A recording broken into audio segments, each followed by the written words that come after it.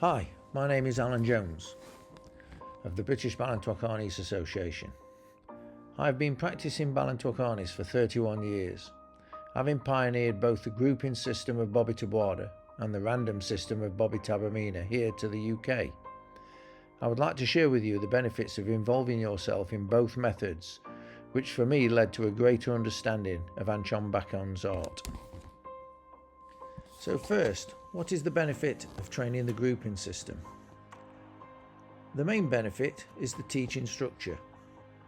It was Jose Villason's attempt to organise Anciong's teaching into understandable modules for students to learn in a way which was quicker and easier, in a more simplified way than Anciong's random method, where he was not really teaching you but showing you what to do so you could take it away and make it yours. The grouping system has embraced the way the Japanese teach their martial arts, standing in lines, doing forms and performing set pieces in pairs to install certain techniques and movements.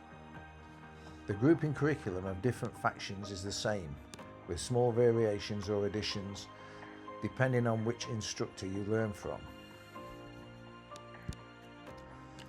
It was when the Japanese martial arts were taken into schools and universities that made them more accessible and popular. Having come from a karate background, I can see the sense in a curriculum teaching approach, as people like to mark their progress and receive a grading certificate or belt.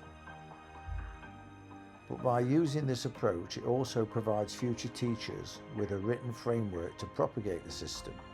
This, I'm in no doubt, that is why the grouping system has become the most popular system of Balintawak today.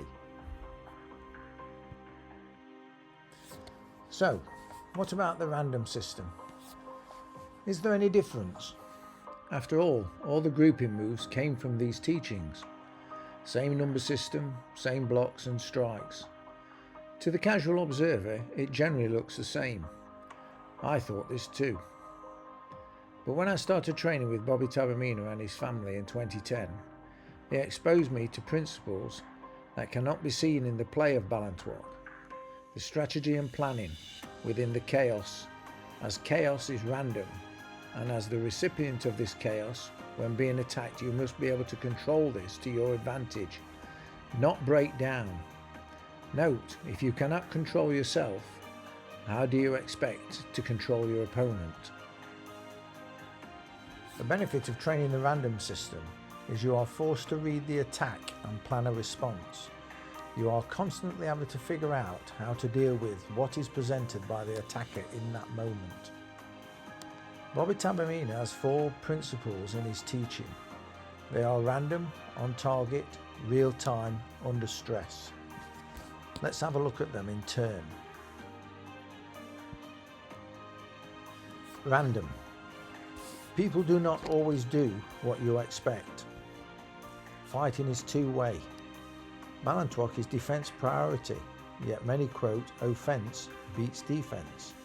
Does it really? I'll let you think on that one. With true random play, your offence switches to defence and back again in the blink of an eye, trying to control the variables and drive your attack home. On target. If not on target, you'll be letting your training partner think they are successful when they are not, and you will be setting them up for failure. Give them a reason to block, get out the way, or negotiate barriers before responding. Real time, not prescribed time. You can be on time, ahead of time, or behind time. Can you execute your techniques when somebody is not playing to your expectations? Under stress. Can you access the skills you have attained when your life depends on it?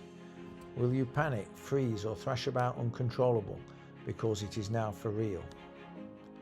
Training must involve stress, not knowing what, when, where, or how the next attack is coming. Enabling the student to access skills under stress must be installed.